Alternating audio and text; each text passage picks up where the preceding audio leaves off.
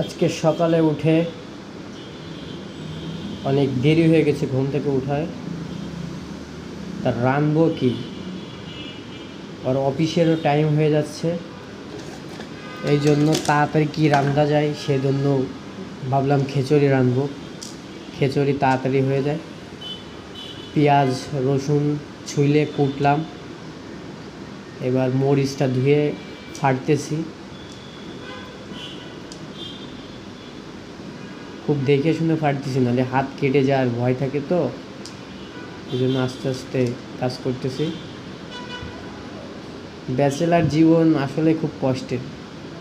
এবার সব এক চালটা আগে তো ধোয়া ছিল, চাউল আর ডাউল,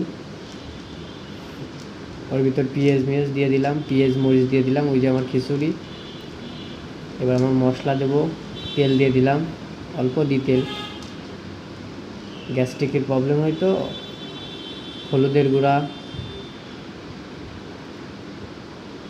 এবার পলিথিনের ভিতরে আমি মশলা রাখি, একটু জিরের গুঁড়া দিয়ে দেবো। জিরের গুঁড়া দিয়াই না খিচুড়িতে মানুষ, ঘিরান ভালো হবে এই আর কি, আর কিছু নাই তো। এবার রাঁধুনির মাংস মশলা দিয়ে দিলাম কিছু, এই যে আসল জিনিসটা দিলাম, ওই যে লবণ। প্রত্যেকটা খাবারের মেনলি জিনিস ঝাল আর লবণ। কালকে মাংস রাঁধিলাম, সেই মাংস ঝোল ছিল, ওই ঝোলটুকু দিয়ে দিলাম, খিচুড়িটা টেস্ট হবে। এবার পানি দেব, ফিল্টার পানি। আর দেখছেন কি সুন্দর কালারটাই হয়েছে আমার খাবারের, খিচুড়ির। পানি দিলাম পরিমাণ মতন, নাড়িয়ে দিলাম। এবার আমার রাইস কুকার আনতে যাবো, রাইস কুকার নিয়ে আসলাম, মাল্টিপ্লাকে লাগালাম। এবার রাইস কুকারটা মুছে নেব,